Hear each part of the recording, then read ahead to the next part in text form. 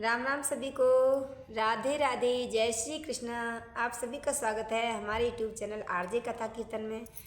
आज मंगलवार के व्रत की कथा श्रवण करते हैं। बोलिए हनुमान जी महाराज की जय। यह हनुमान जी का दिन है, इसलिए इस दिन सिंदूर आदि चढ़ाकर हनुमान चालीसा का पाठ करना चाहिए। इस दिन गोबर मिट्टी से चौका देना निषिद्ध है। मंगलवार को गोबर माटी मिलाकर फर्श नहीं लीपना चाहिए। जो कच्चा फर्श होता है वो निषिद्ध है।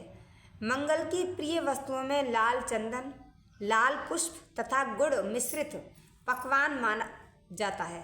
इस दिन व्रती को सायंकाल अलौना भोजन करना चाहिए, बिना नमक का।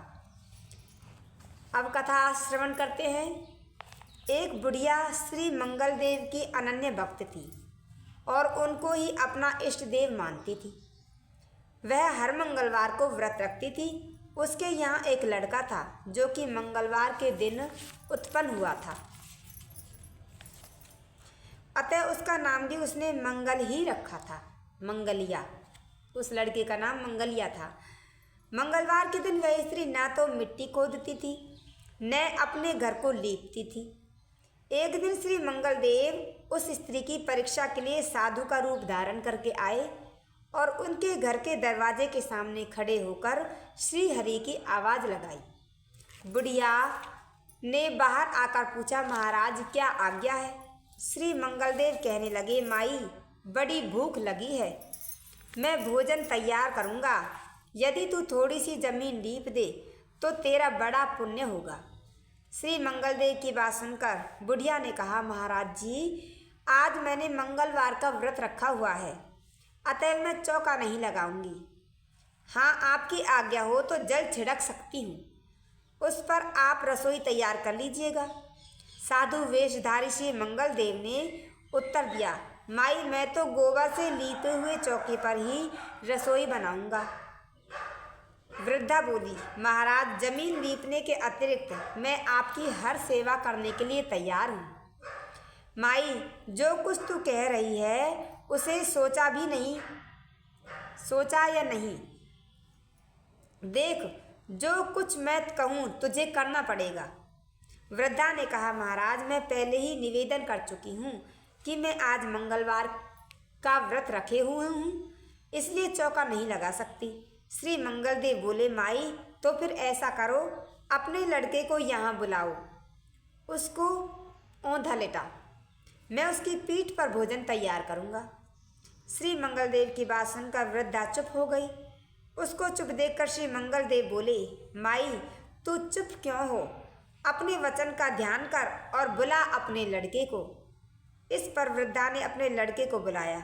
जब वह आया तो उसने कहा, बेटे देखो यह बाबा जी तुझसे क्या कहते हैं। इस पर लड़के ने मंगलदेव जी के पास जाकर कहा, क्या आज्ञा है?